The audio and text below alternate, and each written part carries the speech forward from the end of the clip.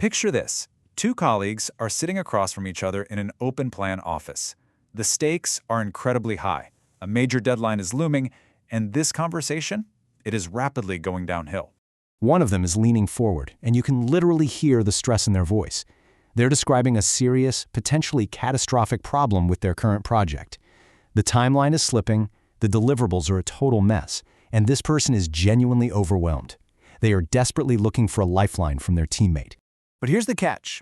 What is the actual dynamic here? Colleague A is practically drowning in project panic. Meanwhile, colleague B, well, they're just glancing down at their phone.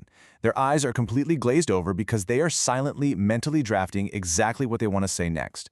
And before colleague A can even finish their sentence, boom, colleague B jumps right in, interrupting with this rapid-fire, premature advice that doesn't actually address the root of the problem. Finally, colleague A just stops. The tension in the air is absolutely thick. They look right at their teammate and say with total, utter frustration, "You're not listening to me." It's a massive breakdown in communication, right? And let's be honest, we have all been on both sides of that exact table. But this brings up a fascinating question that we almost never stop to ask ourselves. What does listening actually look like? Because I can tell you right now, it is not just silently waiting for your turn to speak. Okay, let's dive into this. Active listening is actually a highly structured, deliberate process. It's definitely not a passive activity where words just wash over you. It requires specific, actionable steps. We're talking about moving from giving your attention to asking questions to paraphrasing and finally reaching true understanding. It's all about building a bridge to the other person's perspective. Step 1, give full attention and stop multitasking. The absolute foundational baseline for any successful conversation is stripping away those physical distractions. The bad habit we see constantly is that half glance at the smartphone, the quick check of a notification, or just keeping one hand hovering over the laptop keyboard. Doing this loudly broadcast at the speaker is unvalued and insignificant. To instantly fix this, you've got to adopt a highly visible physical act. Put the phone entirely away. Turn your body in your chair completely away from your laptop. Make the other person feel like they are literally the only person in the room. Step 2. Listen to understand, not to reply. Silence the internal argument. Now, what's really interesting about this slide is the concept of mental drafting. Once you've conquered the physical distractions, you have to tackle the mental ones. As humans, we have this terrible tendency to constantly evaluate, judge, and form counter-arguments while someone else is talking. We spend the whole conversation silently preparing our brilliant next point. But think about it. If your brain is busy formulating a reply, it has zero capacity to actually hear what is being said. You have to actively turn off that internal monologue. Stop waiting for your turn to speak and just surrender to the process of absorbing their reality. Step 3, ask clarifying questions to explore what the person actually means.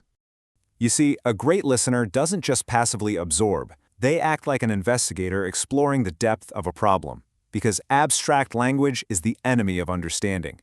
When someone is stressed, they often use really broad, dramatic terms. It's your job to gently guide them to the concrete details. For example, you might ask, when you say the project is failing, what specifically is going wrong? That right there is what a powerful, constructive, clarifying question sounds like in the real world. It doesn't judge, it doesn't assume, it simply asks for more data. Step 4, paraphrase to check your understanding.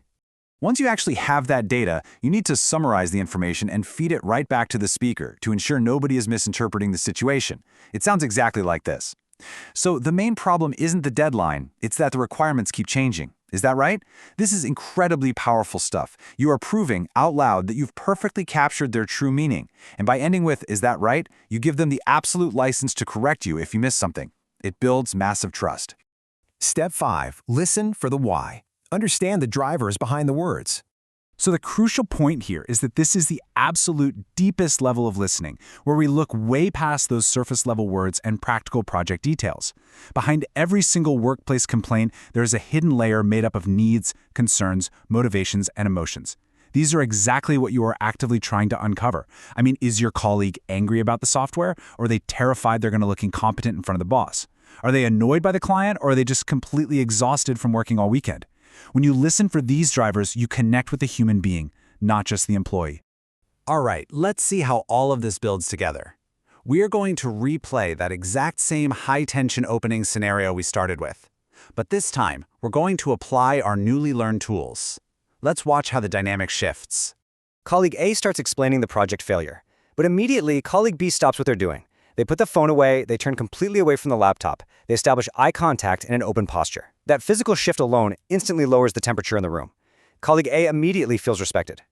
Then, as colleague A speaks, colleague B actively bypasses that mental drafting phase. They completely suspend that ego-driven urge to instantly jump in and play the hero with premature advice. Instead, they put on their investigator hat and dig deeper with a clarifying question to truly understand the scope of the problem. Colleague A answers, and then colleague B paraphrases the issue back to them. In doing so, they don't just capture the logistical failure, they uncover the true emotional concern, the real why behind the stress. And in that moment, colleague A realizes they aren't just speaking into a void. They have been truly, deeply heard. And this brilliantly illustrates the massive difference these 5 simple behaviors make in our daily work lives. A broken conversation leads to frustration, wasted time, and broken trust.